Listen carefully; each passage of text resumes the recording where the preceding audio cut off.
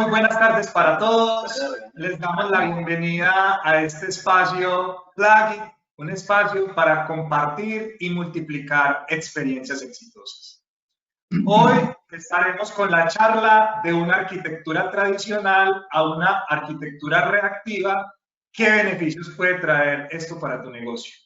Nos van a estar acompañando Otoniel Usuga, director de operaciones de Sofca Technologies, y Ricardo Rodríguez, analista del grupo Sura. Así que los dejo con Ricardo y con Otto para que hablemos acerca de cómo se hace esa transformación de una arquitectura tradicional a una arquitectura reactiva.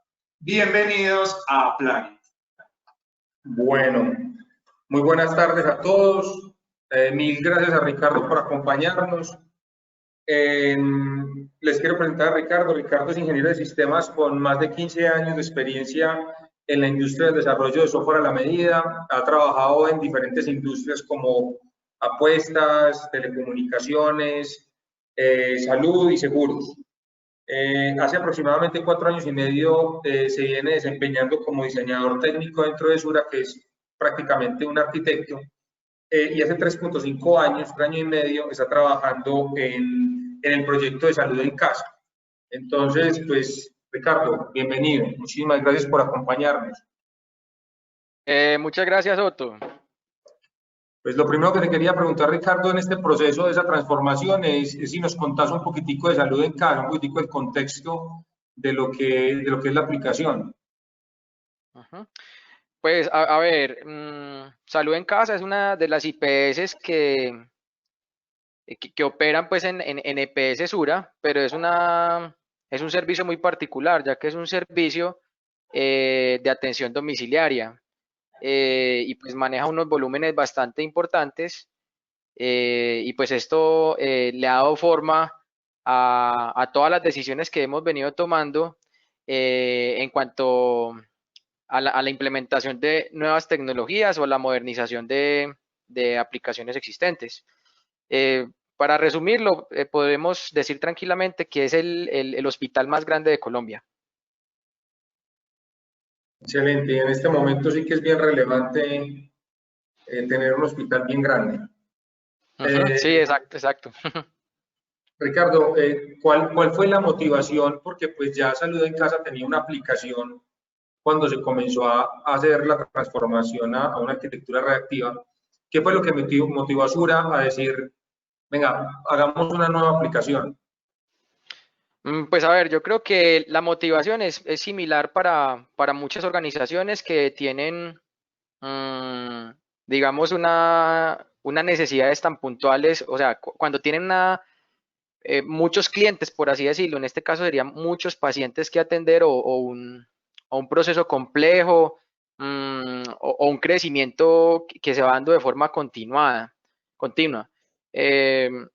Entonces, y también muchas empresas, o sea, no solamente suramericanas, se enfrenta a la obsolescencia de las aplicaciones. O sea, nosotros sabemos la carrera, pues, o mejor, la carrera que nosotros estudiamos nos ha mostrado que la evolución ha sido muy rápida. Una aplicación de hace 10, 20 años es una aplicación que ya está en unas tecnologías que es muy difícil darle mantenimiento y que incluso en algunas ocasiones es casi imposible conseguir desarrolladores que se encarguen pues de implementar nuevos requerimientos o solucionar cualquier tipo de bug en producción.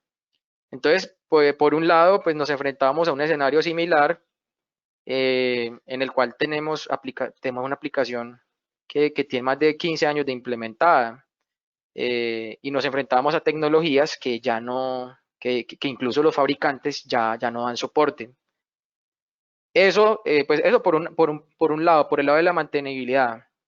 Pero el que más nos preocupaba es cuál es el tema del crecimiento de la cantidad de usuarios que tenemos, porque pues no es un secreto que a nivel mundial el tema de salud cada vez vamos a necesitar tener unos servicios de salud más robustos, porque cada vez la población es más vieja y pues la tendencia es esa. Y pues más ahora que estamos como en un enfoque más preventivo con respecto a los temas de salud, se hace muy relevante pues todos estos tipos de servicios innovadores. Entonces, en el tema por el tema del crecimiento o los picos de uso que pudiéramos tener, decidimos irnos por una aplicación reactiva, porque pues eso nos da una serie de ventajas con respecto al modelo tradicional, eh, que no permiten crecer fácilmente en cuanto a capacidades para atender los picos de uso. Bien. Cuando ya deciden, listo, vamos a hacer una transformación tecnológica, ¿por qué se deciden por una arquitectura reactiva? ¿Qué es lo que lo hace A ver, decantar para ese lado? pues a ver, primero porque como es un servicio, es un servicio que la demanda puede ser muy cambiante. O sea, yo les pongo un ejemplo. Ahora con el tema, pues el más crítico, el más evidente, el tema de pandemia. O sea, nosotros no esperábamos una pandemia, pero sí esperábamos, por ejemplo, crecimientos de uso de la plataforma cuando llegan las épocas del año donde cae, por ejemplo, el virus de la gripe. O sea, hay ciertas épocas en el año donde eso ocurre. Misteriosamente, también en diciembre, a veces ocurren unos cambios en la demanda como tal y en enero. Entonces, pues esa demanda puede ser, uno podría verla a través de varios días en todo el año, pero también esa demanda en cualquier negocio la puede ver usted en el transcurso del día. Por ejemplo, si digamos todos los empleados llegan a iniciar turno a las 6 de la mañana y tienen que descargar sus actividades, pues el sistema obviamente va a tener una carga mucho mayor. Y, por ejemplo, puede que a las 10 de la mañana la carga del sistema sea mínima o a la medianoche. Entonces, digamos que en las aplicaciones tradicionales, hacer esos redimensionamientos es bastante complejo. O sea, casi que tienes que aprovisionar toda la infraestructura para el peor escenario posible. Para una aplicación reactiva, eh, crecer en recursos para atender picos de demanda, pues es mucho más sencillo porque está pensado para eso.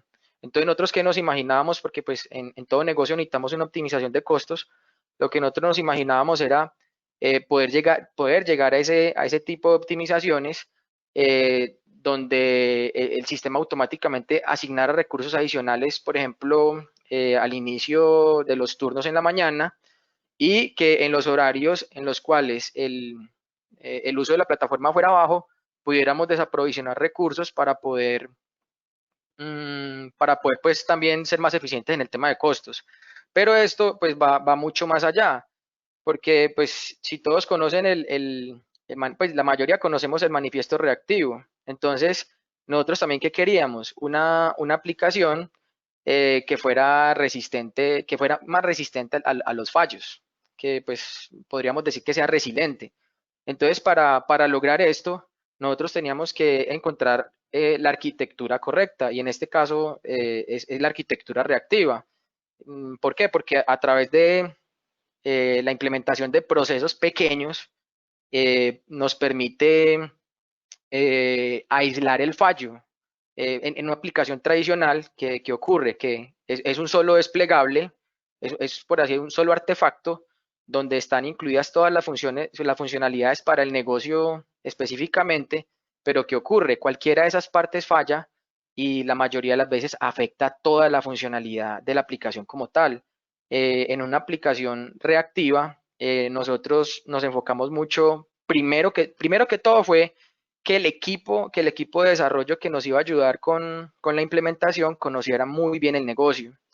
Al conocer muy bien el negocio, o sea, nosotros, pues como curiosidad, el equipo de desarrollo estuvo trabajando hasta marzo en las oficinas de salud en casa. Entonces nosotros vivíamos la operación día a día y estaba pues como esa sensibilidad desde el principio en el equipo de qué era lo que estábamos, para qué estábamos construyendo el sistema, que es un poco difícil cuando estás trabajando remotamente o ni siquiera tienes idea de cuántos pacientes se atienden, de que estamos tratando seres humanos y ese montón de retos del día a día que usted no ve cuando está trabajando desde lejos de la operación.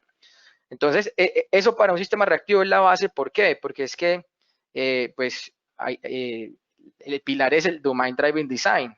Y para que eso exista, el equipo de desarrollo tiene que tener, pues primero compartir un lenguaje ubicuo con el negocio. Pero más allá de compartir un lenguaje ubicuo, es que realmente conozca cómo es la operación. Y eso ayuda mucho a definir cuáles son los dominios del negocio. Y eso le permite al equipo, además, hacer una definición mucho mejor de los microservicios, porque los microservicios en los que está basada la arquitectura reactiva están basados en esos dominios de negocio. Pues hay muchas más razones por las cuales escogimos la arquitectura reactiva, pero yo pensaría que esas dos son el inicio de toda la cadena. Perfecto, Ricardo, si vos me permitís, voy a hacer un breve resumen de lo que es o sea, cuál es el manifiesto reactivo para que todas las personas que están dentro de la sesión pues lo tengan como claro, que puede haber muchas personas que no lo tengan. Entonces, el manifiesto reactivo tiene 4 principios. El primero es que, a ver, y yo para explicarlo y que todos me puedan entender, utilizo el ejemplo de Netflix, que tiene una aplicación, o sea, una solución reactiva. De hecho, ellos fueron los creadores de la arquitectura reactiva por allá hace algunos años, cuando no podían ofrecer, o digamos que cambiar su forma de ofrecer su servicio, porque no había ninguna tecnología que lo soportara. Entonces, crean la arquitectura reactiva y sale el manifiesto reactivo que habla de 4 principios. Entonces, el primero, y para ponerlo en ejemplos de Netflix, es que tienen que ser responsivas. Responsivas, básicamente, lo que te dice es que te ofrezca un servicio o una experiencia de usuario igual un domingo a las 3 de la tarde que un lunes a las 3 de la mañana donde no hay nadie viendo. La segunda es que sea elástica. Como decía ahorita Ricardo, las arquitecturas reactivas, o sea, la elasticidad, las arquitecturas tradicionales hablan de escalamiento. Únicamente puedes escalar. Las arquitecturas reactivas crecen y decrecen. Eso se puede hacer por medio de construcción de microservicios, aplicaciones autocontenidas que se autoprovisionan la infraestructura que requieren para crecer o decrecer como la demanda del día pues lo demanda. Lo tercero es que son resilientes, es decir, que son, como decía Ricardo, son resistentes a fallos. ¿Eso qué quiere decir? Que cuando yo tengo un microservicio que falla, no falla toda la aplicación, fallan pedazos, pero la aplicación puede seguir trabajando. Y la última es que son orientadas a eventos. Básicamente ahí lo que se busca es matar como las comunicaciones síncronas y que todas las comunicaciones entre las diferentes capas de la solución sea a través de eventos o de mensajería. Esos son los 4 principios reactivos. Entonces, ahí nada más un pequeño paréntesis, Ricardo, como para que todos quedemos en la misma página. Lo que yo te quería preguntar era, bueno, listo, se deciden por hacer la arquitectura reactiva, dicen vamos a meternos en esto. ¿Cómo es el proceso, sobre todo teniendo en cuenta que este tema de la programación funcional y arquitectura reactiva son tan relativamente nuevas, ¿cierto? Digamos que ese boom arrancó en el año 2016. ¿Cómo es el proceso de la implementación ya cuando decimos vamos a meternos por acá? ¿Cuáles fueron los principales retos y cómo todas las dificultades para poder montarla? Pues a ver, cuando nosotros comenzamos, efectivamente era 2017, entonces el tema reactivo estaba bastante, pues estaba comenzando, aunque ya pues había varias aplicaciones, varios servicios en internet que lo implementaban pues ampliamente, por así decirlo, que eran los pioneros. En ese momento, nosotros, muy pocas personas del equipo manejaban la tecnología reactiva, pero lo que hicimos fue, primero, tomar la decisión o sea, después del análisis, tomar la decisión que íbamos por las aplicaciones reactivas y comenzamos pues un proceso de capacitación internamente.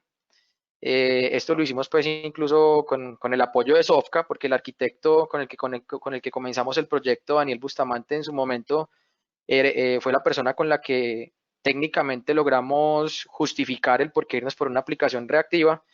Al inicio pues fue un tema de autoaprendizaje. Yo pienso que ahí es muy importante la actitud del equipo, o sea, y como esa pasión del equipo. yo creo que al momento, cualquier desarrollador que ha llegado al equipo, los primeros pasos que ha dado, pues los únicos muchachos que no le ha tocado son los que han llegado nuevos en pandemia, se iban en ruta a conocer cómo funcionaba el negocio. Entonces, eso era muy importante. ¿Por qué? Porque es que cuando el equipo sabe para qué está construyendo la solución, ve el lado humano del servicio que se presta, el desarrollador ya piensa, hey, pero mira, es que lo que yo estoy haciendo está afectando a pacientes. Y todos en algún momento hemos tenido un familiar o nosotros mismos hemos estado hospitalizados y sabemos lo delicado que es, eh, y como que le agrega ese piense adicional, como esa pasión que debe tener el equipo. Entonces, casi que eso ha sido un requisito para todas las personas que hemos llegado al equipo, y es que realmente sientan que deben resolver, que es lo que deben ayudar a resolver, o sea, que tengan como esa empatía para resolverlo. Entonces, con esa actitud eh, eh, y pues con unos conocimientos técnicos mínimos pues que debe tener una persona que entre al equipo, es muy fácil adquirir esa curva de aprendizaje, porque es una curva que uno asume como algo como muy productivo, como de crecimiento personal, porque es que estamos apoyando un tema muy importante de salud. Y ahora con el tema de COVID, el tema ha sido muy interesante porque incluso pues hemos tenido jornadas bastante intensas, y cuando cualquiera de nosotros estaba mamado y los demás lo notábamos y lo mencionábamos, casi que la respuesta era, no, no, no, pero es que mira, hay que seguir trabajando porque es que estamos en un pico de pandemia y lo que estamos es salvando vidas. Es un tema muy motivador, aunque también tiene que haber unos contrapesos pues para que las cosas sean prácticas y pues realmente no generemos pues una velocidad apropiada para que el equipo pues pueda seguir funcionando de forma eficiente. Entonces, sobre todo eso, y tiene que haber un tema de investigación muy, o sea, como en la genética del equipo, porque, o sea, este es un tema que no está terminado de inventar, y todos sabemos pues que en tecnología esto no está terminado de inventar. Entonces, podemos escoger tecnologías muy bonitas, muy interesantes, pero eso es como tener un equipo, pues yo no sé mucho de fútbol, pero me voy a atrever a decirlo, como armar un equipo con las mega estrellas, pero que esas estrellas no se conozcan entre sí, no conozcan el trabajo en equipo. O sea, pueden ser los mejores integrantes, pero si no hay una integración, si no hay una sinergia del equipo, no hay una estrategia clara para dónde vamos, realmente los resultados del equipo no van a ser los mejores. Entonces, a veces no es necesario tener 10 estrellas. Puede que tenga usted gente con un nivel técnico que sea bueno, pero no las estrellas, pero después de que entre ellos, con esa actitud de pensar queremos solucionar este problema que nos apasiona, el resultado puede ser mucho mejor. Entonces, esa ha sido la dinámica constante. Perfecto, Ricardo. Bueno, y entonces se implementa, tenemos retos, tenemos dificultades, pero gracias a Dios pues salimos a producción como 1 año y medio, ¿cierto? Después de eso, ¿cuáles han sido los resultados ya en producción? ¿Cómo han sido esos resultados de esa implementación? Pues, a ver, yo pienso que los resultados son, pues, y es una opinión mía, aunque yo pienso que los hechos son contundentes.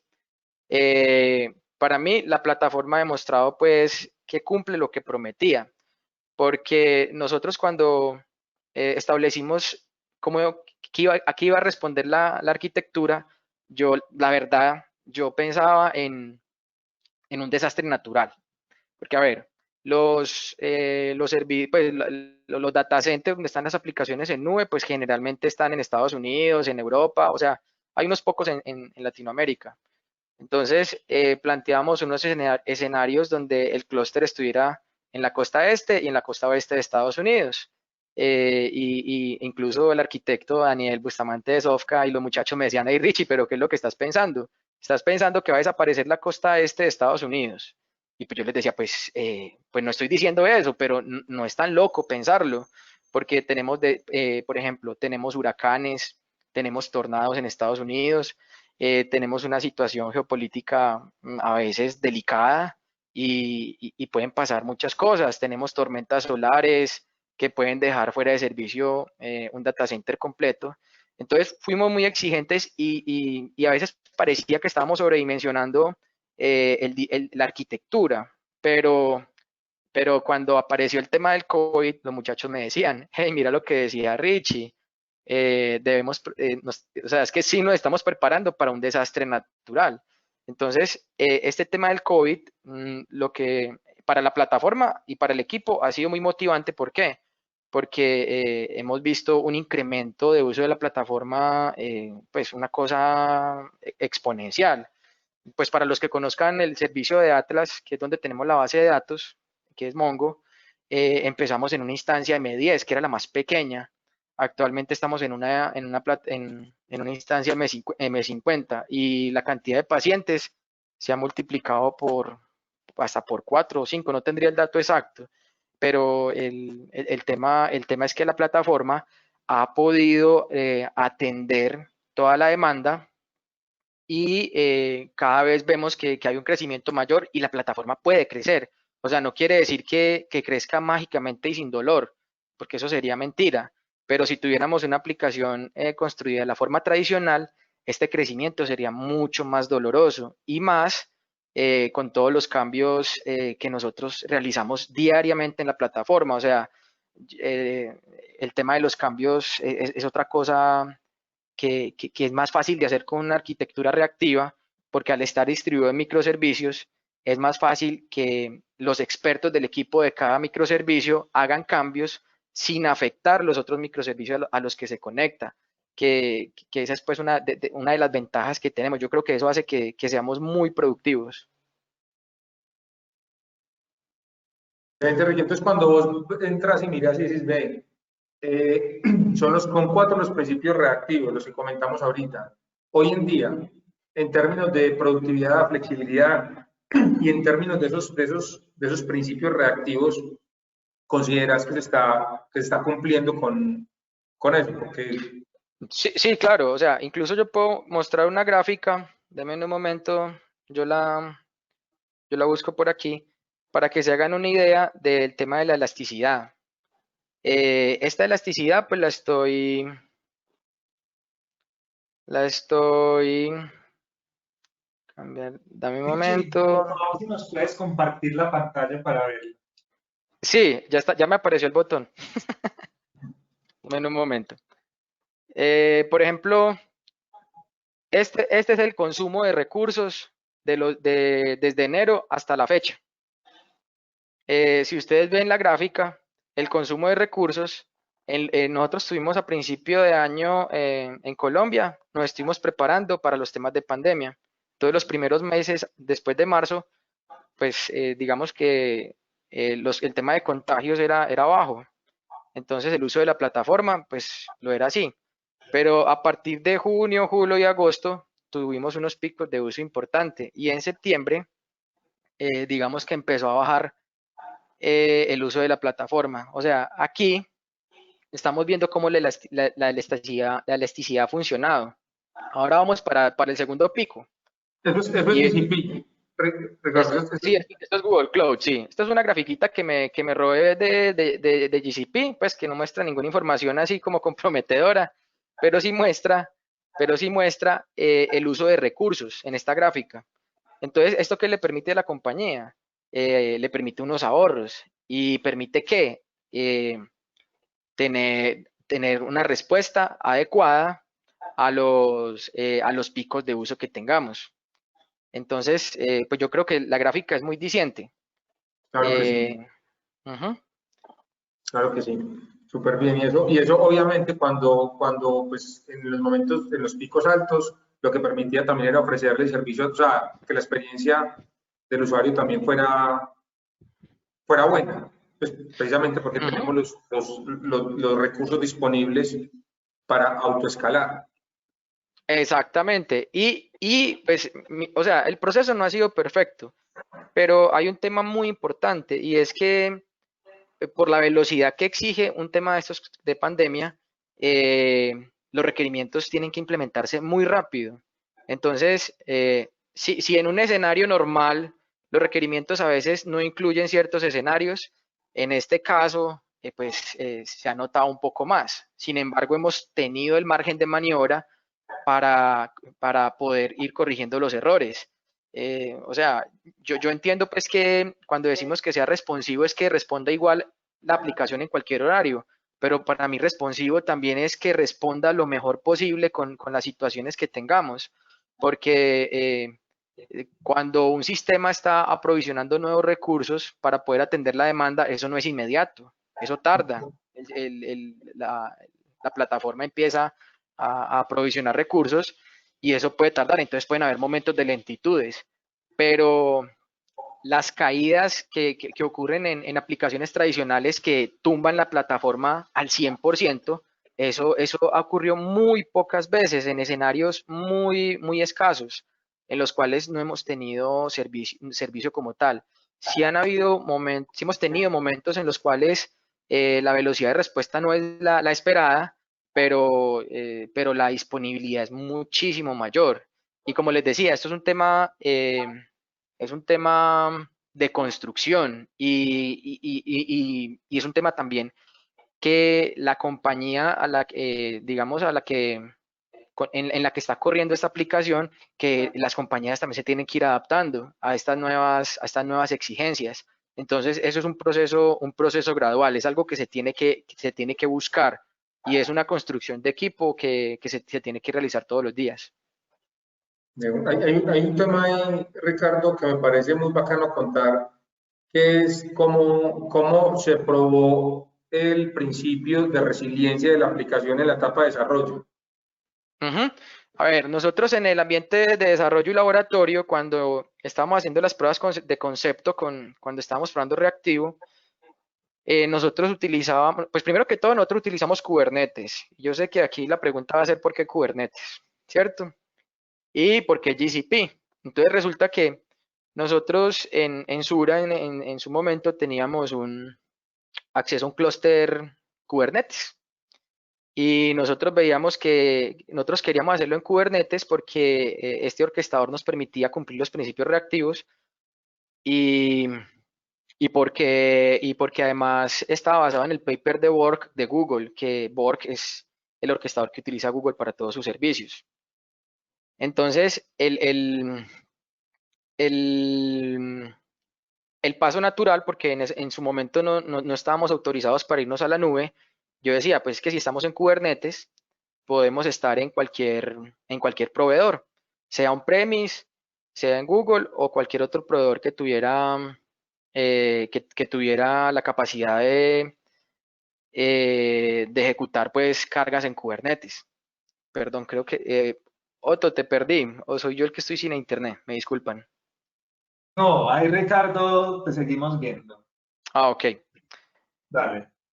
Ok, entonces digamos que la decisión, tomamos esa decisión, pero primero estábamos on-premise en el clúster Kubernetes de la compañía y llegó un momento en que nos aprobaron que podíamos ir a la nube después de hacer múltiples validaciones. O sea, con el área jurídica, con riesgos, o sea, hicimos con arquitectura, con infraestructura, de por qué íbamos a tener esa solución. O sea, en ese momento éramos pocos los que estábamos en nube como tal. Entonces, en el momento que ya pudimos irnos para la nube, encontramos varias funcionalidades en Google y pues prácticamente en ese momento el que tenía Kubernetes implementado era Google, ni siquiera Amazon lo tenía. Entonces, en Google encontramos unas funcionalidades muy interesantes porque Kubernetes tiene unos mecanismos de autocuración para los servicios que ofrecen los sistemas pues, que están desplegados en Kubernetes. Y esos servicios de curación, ¿qué quiere decir? Por ejemplo, tenemos un servicio que tiene cinco nodos o 5 pods que están atendiendo las peticiones de un microservicio.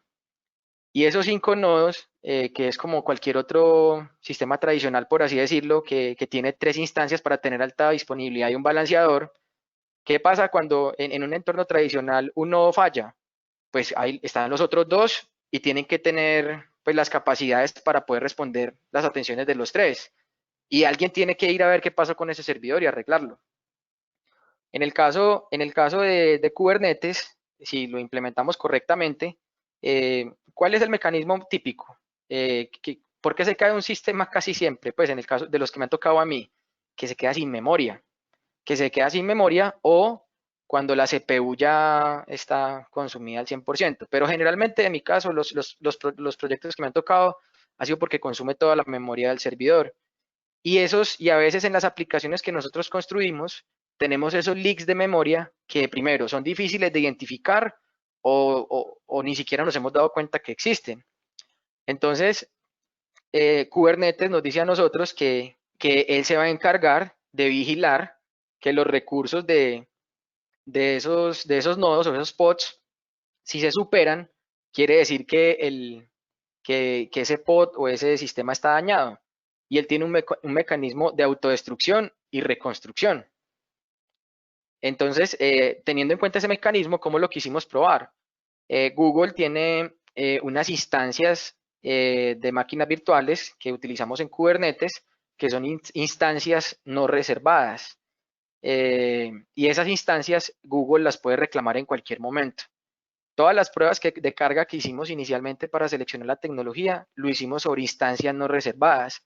Entonces, ¿qué ocurría? Que en cualquier momento estábamos haciendo las pruebas de carga o trabajando en el sistema, Google reclamaba una máquina virtual y pues como no era un solo nodo, sino que eran 3 o 5, el sistema continuaba funcionando sin ningún tipo de interrupción. Entonces, cuando terminamos de hacer esas pruebas utilizando esas instancias no garantizadas de Google, realmente yo tuve el argumento para mostrar, vea, es que si lo llevamos estamos en nube, estamos teniendo este mecanismo de autocuración y funciona. Entonces, el tema es muy ganador. Actualmente en producción, nosotros pues no tenemos, no utilizamos ese tipo de instancias, pues porque sería un poco tentar a la suerte. Pero sí, sería un poco tentar a la suerte, pero según pues lo que implementamos, se podría hacer. No lo haré, pero se podría hacer. Y lo hicimos para comprobar que realmente esos mecanismos de autocuración, esa resiliencia que prometía el sistema, sí se cumpliera. Es un ambiente hostil, un ambiente bien hostil y la aplicación funciona sobre ese ambiente hostil, o sea que obviamente que sobre una instancia garantizada, pues no digamos que las probabilidades de fallo disminuyen sensiblemente. Y el tema, perdón, Otto, y el tema para los que quieren probarlas, para un entorno de desarrollo y laboratorio, el tema es muy interesante porque cuesta muchísimo menos que una instancia garantizada. Entonces, para que lo tengan en cuenta para entornos de desarrollo y laboratorio. Muy bien.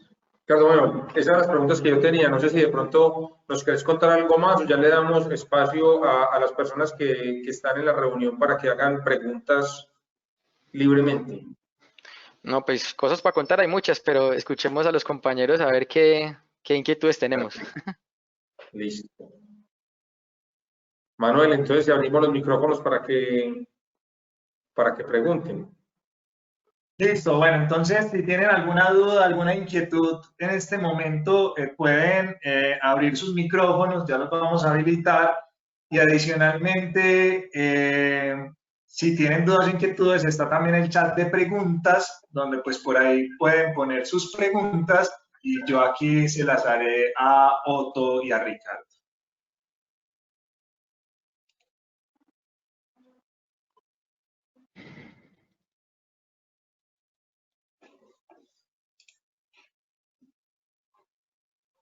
Listo, ya está activado los micrófonos. Si alguien quiere levantar la mano, quiere hacer algún comentario, quiere conocer algo adicional.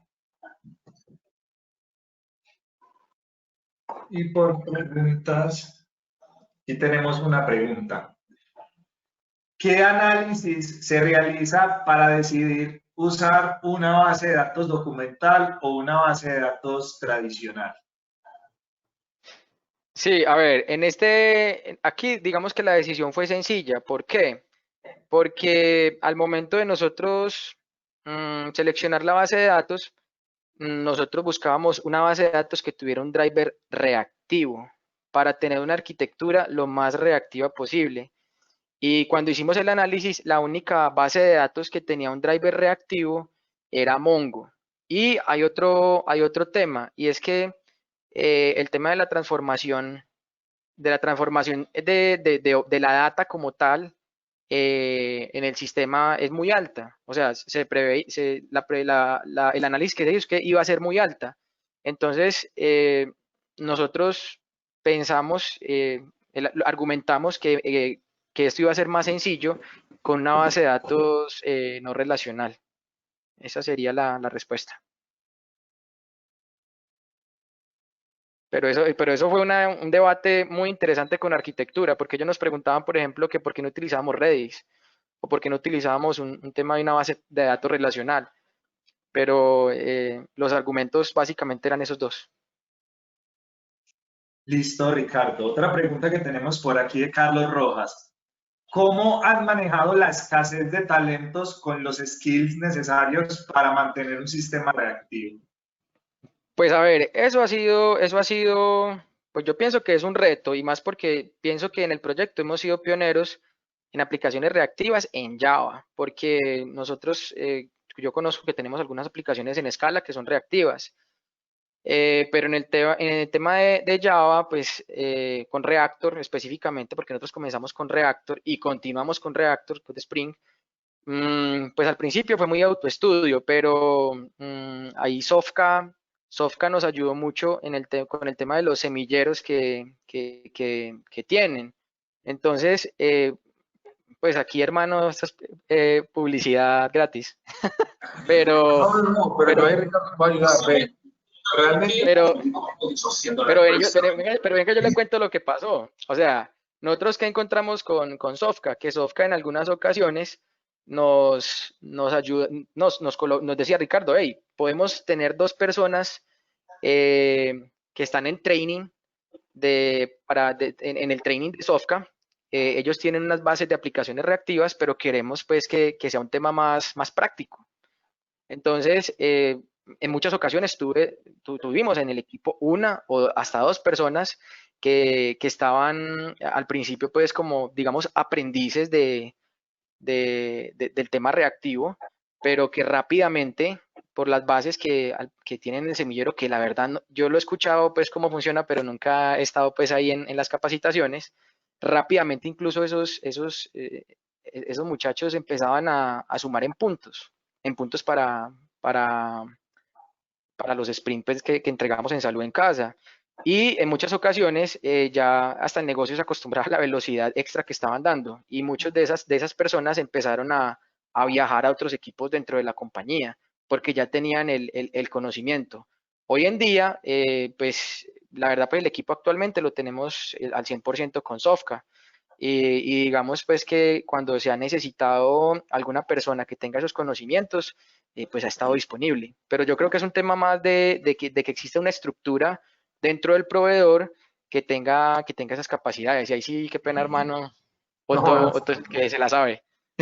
No, yo les quiero contar, lo que pasa es que es un tema complejo, porque cuando nosotros arrancamos con esto por allá en el año 2017, es un tema que no se conoce mucho, de hecho todavía es un tema que uno busca a las personas y yo creo que ya hay un poquitico más, pero no hay mucha gente que conozca de esto.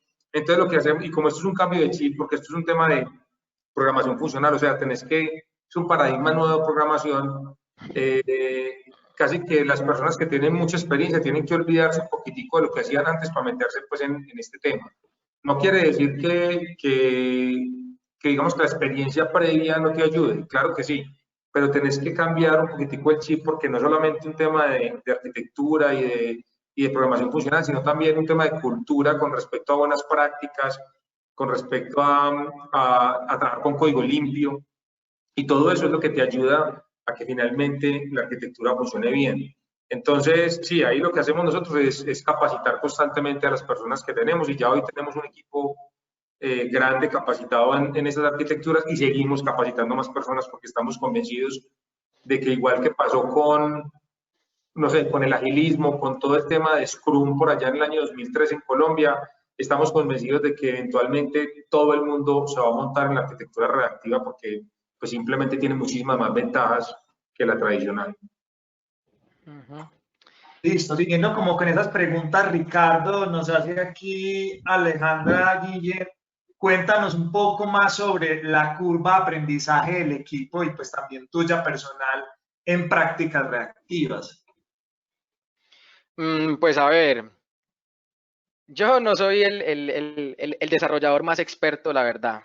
O sea, yo me he ocupado mucho de acompañar el tema de arquitectura, desde un tema muy práctico, entendiendo pues como las necesidades del negocio. O sea, yo sí entiendo los principios, pero el tema de la curva, o sea, para mí la curva no debería ser un problema, pero yo sí haría una recomendación, y es que sí debe existir el acompañamiento de un experto o de un arquitecto experto, por lo menos en las etapas iniciales del proyecto, sobre todo cuando el equipo está recién en formación.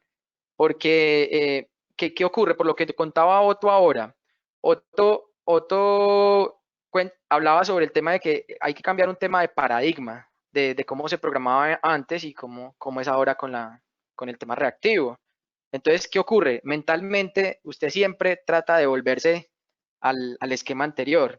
Entonces, al principio, eh, yo pienso que la figura de tener ese arquitecto, de alguien que nos ayude a hacer revisión por pares de código, que resuelva dudas, puede ser alguien que no sea de tiempo completo, pero que sí tenga una dedicación fija.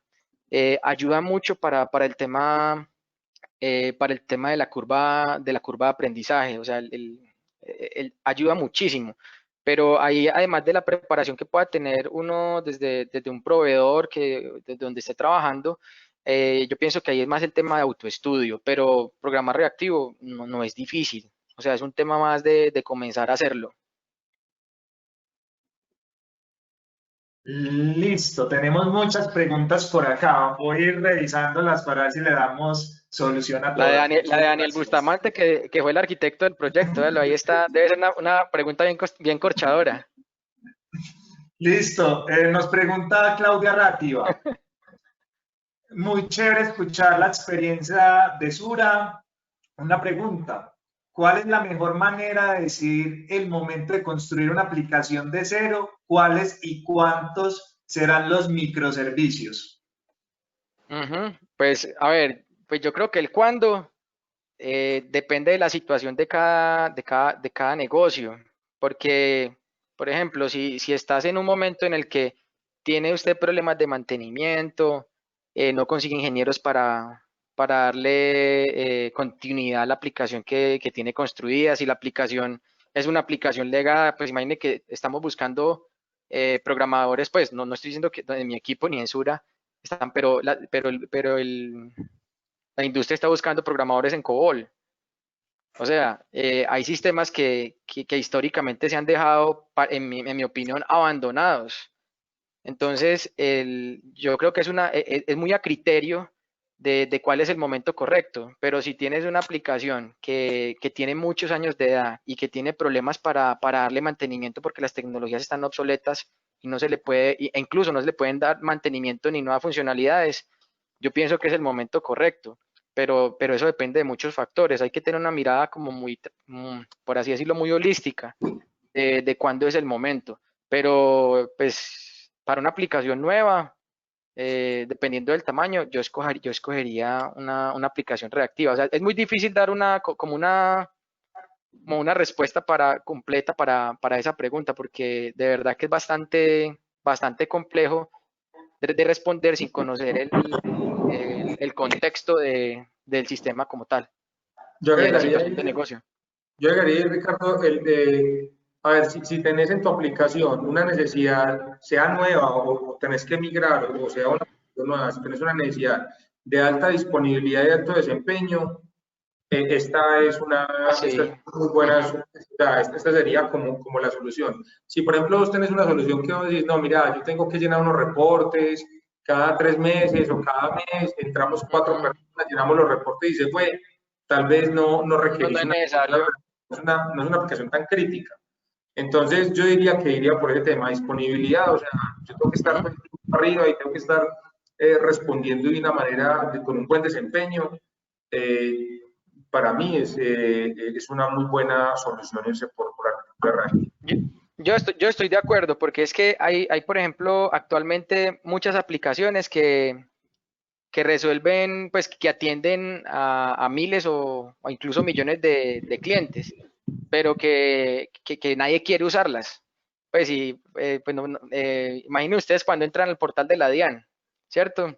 Entonces uno se imaginaría, una aplicación como el portal de la DIAN debería ser una aplicación reactiva, porque debería cumplir a rajata, o sea, completamente el manifiesto reactivo, porque es una aplicación que utilizan todos los colombianos que deben pagar, pues que deben presentar información hacia de impuestos hacia la DIAN, y que pues es un tema muy crítico para el país, porque es donde se hace todo el recaudo, el tema de recaudo de impuestos. Entonces, de acuerdo con el ejemplo que pone Otto, pero hay que revisar cada caso para realmente dar una respuesta como como más precisa. Ujú. Listo, Ricardo y Otto. Tenemos otra pregunta de Mirama Lopera. Ella nos dice, me quedé pensando en lo que dijiste sobre el tema que de todas maneras hay puntos por ajustar cuando se usa una aplicación usando una arquitectura reactiva.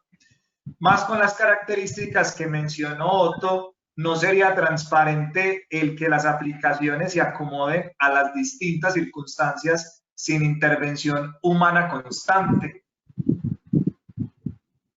A ver, pues eso es lo ideal, pero yo pienso que es un tema evolutivo y muchas veces eh, hay requerimientos puntuales dependiendo de la compañía donde estés.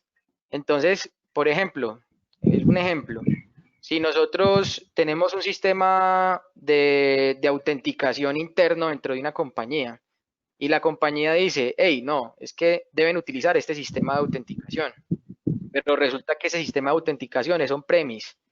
Entonces, puedes haber escrito toda la aplicación de forma reactiva, pero si la parte de autenticación y autorización está on-premise, ahí tienes una dificultad.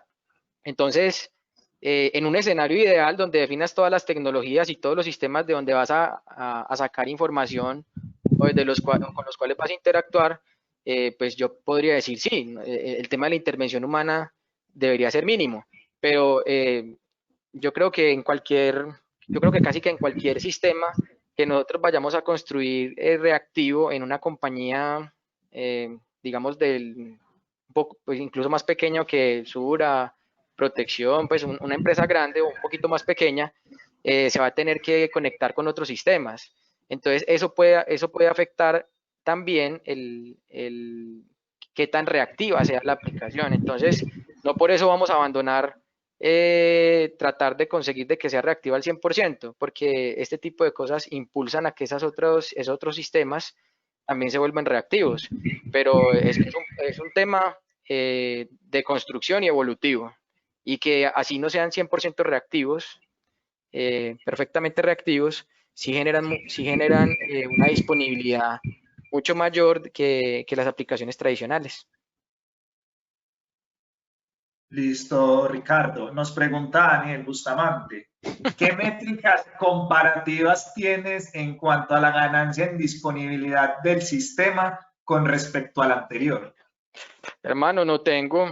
O sea, lo que sí sé es el mejor medidor es la percepción del negocio. Pues el negocio, digamos que la percepción que tiene es muy buena. Ahí en esa parte sé que tenemos una deuda importante porque un tema, digamos, esencial de las aplicaciones reactivas es tener esa observabilidad sobre el sistema. O sea, debemos tener esa capacidad de estar monitoreando y todo, pero ahí tenemos una deuda pendiente para, para tener esos números como tal. Y pues el otro tema, ¿cuál es? Que como la aplicación que estamos reemplazando, cada vez el uso es menor, entonces cada vez está más disponible.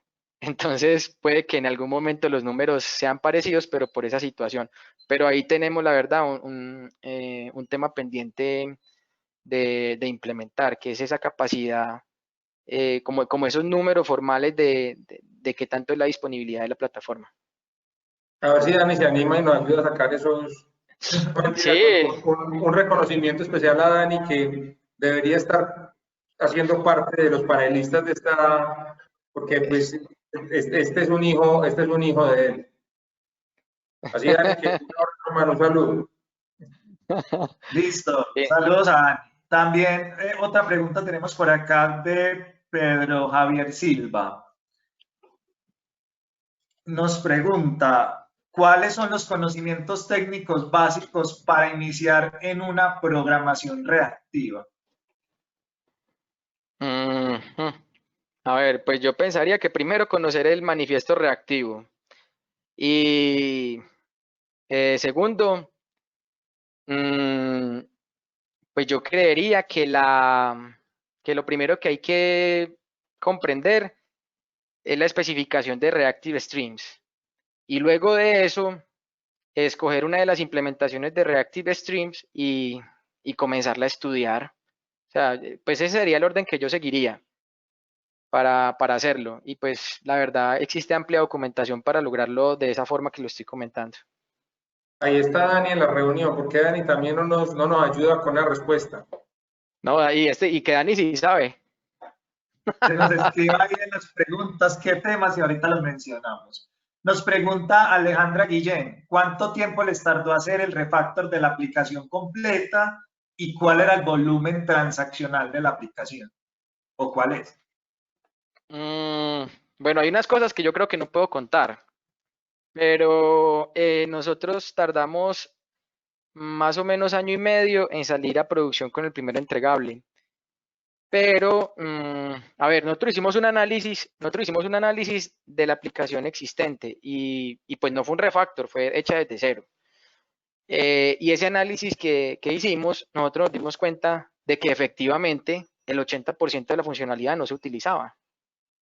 Entonces nos concentramos y esa fue una labor que hicimos muy de lleno con el negocio, de establecer cuáles eran los mínimos para salir con una versión de la aplicación. Entonces, digamos que uno no puede decir, vea, el 100% de la aplicación Legacy se migró a la nueva plataforma en tanto tiempo, porque eso no fue así, porque hay muchas cosas que primero no se utilizaban y otras que se transformó el proceso. Pero nosotros en año y medio ya teníamos en producción el primer entregable. ¿Y cómo era el resto? Porque ahí respondí creo que una parte. La Y el cantidad de volumen transacciones. transaccional. Y el volumen transaccional, pues no, yo creo que ahí sí, esa información, no tengo los números exactos y creo que no la puedo entregar. Listo, Ricardo. Nos Ujú. preguntan, ¿qué patrones de mensajería tienen implementado? Event Sourcing, CQRS, patrones de caché, ¿cuál? Pues a ver, ahí la verdad no soy tan experto, pero sí entiendo que utilizamos CQRS, todo el sistema es orientado a mensajes y nosotros internamente para la comunicación entre microservicios utilizamos Rabbit con AMQP 901. Eh, pues, y es pues, un sistema de mensajería muy eficiente porque los microservicios tienen un volumen transaccional bastante alto. Y para conectarnos con otros sistemas con los que nos integramos, diferentes a la plataforma domiciliaria, utilizamos colas Rabbit pues, tradicionales, donde lo que hacemos es desencolar mensajes constantemente. Listo, por el tiempo, pues vamos a ver otras cuatro preguntas que alcancemos a responder. Las demás quedarán para responder por correo electrónico. Nos pregunta Manuel Henao, ¿cómo fue el proceso de buscar información y documentación para implementar las pruebas de concepto? Discúlpame, ¿me repites, por favor? Claro que sí, Ricardo. ¿Cómo fue el proceso de buscar información y documentación para implementar las pruebas de concepto? Las pruebas de concepto. No, pues yo lo que sé es que Daniel no dormía. Pero a ver, es que, a ver, nosotros comenzamos con el tema, nosotros inicialmente pensábamos en Kubernetes, o sea, la verdad, nosotros decíamos, no, venga, queremos Kubernetes por el tema de, de chequeo de salud, pues, de los servicios. Eh, Obviamente, pues, Daniel, que era el arquitecto en ese momento, tenía muy claro el tema de que el tema fuera reactivo, pero fueron semanas muy intensas, porque no es como un proceso, primero va el 1, primero va el 2, primero va el 3. Pues nosotros sí teníamos como unos pilares, o sea, queríamos que el tema estuviera basado en DDD, en Domain Driven Design. Entonces de ahí salió la propuesta de llevarnos el equipo para salud en casa. Queríamos que fuera una arquitectura limpia. Queríamos mirar qué tecnología reactiva utilizar. En su momento utilizamos Reactor Core, que era el que tenía como más madura la implementación de Reactive Streams. Pero pues como decir una receta mágica para hacer eso, ¿no? O sea, nos metimos en el cuento de que queríamos una arquitectura reactiva basados en las necesidades que teníamos del negocio y muy rápidamente teníamos una propuesta, pues, incluso de los componentes que íbamos a utilizar. En algún momento hasta pensamos en utilizar una librería de Netflix y otro montón de cosas, pero nos dábamos cuenta que Kubernetes ya solucionaba gran parte del problema. Entonces, eso simplificó bastante los temas. Mucho, porque hablamos de, creo que de Histrix y otro montón de tecnologías, pero, pero cuando empezamos a madurar el tema con Kubernetes, nos dimos cuenta que resolvía muchos temas. Y había una cosa con Kubernetes que yo le decía a Daniel, que a mí me gustaba mucho, y era que era una especificación abierta y que no me dejaba amarrar al fabricante. Porque la evidencia cuál era, yo tenía un clúster Kubernetes en Sura y tenía un clúster Kubernetes en GCP. Y meses después de que comenzamos, Amazon comenzó a montar su servicio de Kubernetes. Después creo que llegó Azure, después Oracle y después ya todo el mundo tiene Kubernetes. Hasta uno tiene pues como montarlo fácilmente en diferentes nubes más pequeñas. Pero así como decirle, tenés que hacer estas cosas, no, eso fue un tema bastante intenso al principio, sobre todo porque el equipo está muy motivado y muy respaldado por toda la parte, pues, los líderes del proyecto en Sura. Muy bien, ahorita teníamos la mano levantada, no sé si quieres abrir los micrófonos. Silvia Estevilla, no sé si tengas alguna duda o inquietud que quisieras expresarnos a través de los micrófonos. Hola, buenas noches. ¿Se me escuchan bien? Sí, señor. Sí, perfecto. Listo, perfecto. Primero, pues felicitarte por la charla, bastante interesante.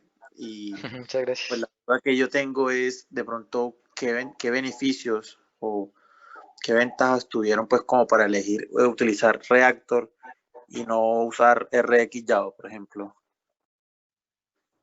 A ver, pues la información que yo tengo, que recuerdo, porque eso ya fue hace 3 años, yo lo que, pues primero que tenemos que está respaldado por Spring. Y segundo, nosotros veamos la madurez de la implementación de Reactor más completa con respecto a los demás implementadores. Pero ahí es más como la respuesta que tiene Ricardo. Sí me hago entender, porque realmente esa decisión estuvo apoyada mucho desde el equipo pues, de Sofka como tal. Eso es lo que yo recuerdo en su momento, que la implementación de Reactor era mucho más madura que las demás implementaciones. Me encantaría poder complementar, pero no puedo. No, pues yo casi no respondo. Listo, muchas gracias. Listo. Listo. Nos pregunta por aquí ya para ir terminando y cerrando el espacio una última pregunta. Tenemos más, pero no alcanzamos. Trataremos de resolverlas por correo. En este momento ustedes mencionan que escogieron Java sobre Scala. Con los cambios de licenciamiento en Java, ¿qué piensan ahora?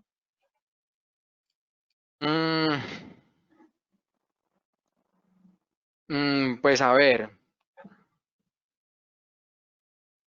No, pero es que también depende porque es que yo puedo correr, pues mira, yo corro las aplicaciones en Google Cloud. Eh, Estoy casi seguro que corremos sobre el sobre el OpenJDK, o sea, no corremos sobre la implementación propietaria de Sun Microsystems. ¿Sí me entiende? Pero es un tema que va a validar. Pero, pues, o sea, si no estás utilizando la implementación de máquina virtual de Oracle, allí llega a decir Sun Microsystems, de Oracle, yo creería que ahí no aplica el tema del licenciamiento. Y pues nosotros, la verdad, en todo el tema de aplicaciones autocontenidas, eh, en el tema de aplicaciones autocontenidas, nosotros tratamos de utilizar siempre una base tecnológica open source en todo lo posible. O sea, pues a mí personalmente no me gusta mucho el software propietario, o sea, yo lo uso cuando es necesario, cuando resuelve eh, algo, pues una situación muy específica que no se puede resolver con open source. Entonces, tú en una aplicación autocontenida, vos puedes tener una implementación del JDK abierta y no tener que estar no tener que estar pagando licenciamiento por una versión propietaria que no te genera, en mi caso, pues pienso yo, ningún valor. Bueno, Ricardo, era la última pregunta, pero esta pregunta está interesante para terminar ya. Nos dice Gustavo Arismendi, ¿cómo les dan manejo a errores por inconsistencia eventual entre la comunicación de microservicios y patrones arquitectónicos? Vení que es que quedé pensando sobre la pregunta anterior y me disculpas. O sea, porque es que Dale. si, por ejemplo, nosotros corremos Scala, pues también la estaríamos corriendo sobre una JVM. ¿Sí me entiendes? Entonces, si no seleccionas con Scala correctamente la JVM, también vas a tener que pagar licenciamiento. ¿Ya? Pero bueno, entonces me repites por favor la última pregunta. Listo. ¿Cómo le dan manejo a los errores por inconsistencia eventual entre la comunicación de microservicios y entre la comunicación de microservicios? ¿Y qué patrones arquitectónicos o librerías utilizan? Bueno, ahí sí me corchaste. Yo lo que sé es que nosotros trabajamos pues en la comunicación entre microservicios utilizando, no, daría una Reactive respuesta Commons. imprecisa.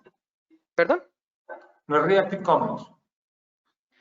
Sí, utilizamos Reactive Commons, pero la verdad el detalle que me están pidiendo ahí no sé cómo responderlo. O sea, yo sí sé que utilizamos agregados y tenemos unos patrones pues que nos ayudan a garantizar pues, la entrega de los mensajes y la completitud como tal en un entorno no reactivo. Perdón, en un entorno reactivo, pero no conozco el detalle de esa parte. O sea, diría muchas imprecisiones sobre el tema. Muy bien. Listo, Ricardo, ¿no? Entonces, ya igual quedamos con las anotaciones de otras preguntas adicionales para responderlas por correo. Agradecerles a todos la participación, a Ricardo de Sura, a Otto de Sofka, quien fue el que dinamizó esta charla. Les damos el agradecimiento por su participación en este plugin. Los esperamos dentro de un mes en un plugin diferente que va a ser construido para todos ustedes para fortalecer también otro tema de habilidades blandas. Así que muchísimas gracias a todos por su participación. Feliz noche y hasta luego. Muchas gracias, hasta Ricardo. luego. Muchas gracias a todos. Gracias, Otto. Muchas gracias, que estén bien. Chao. Chao.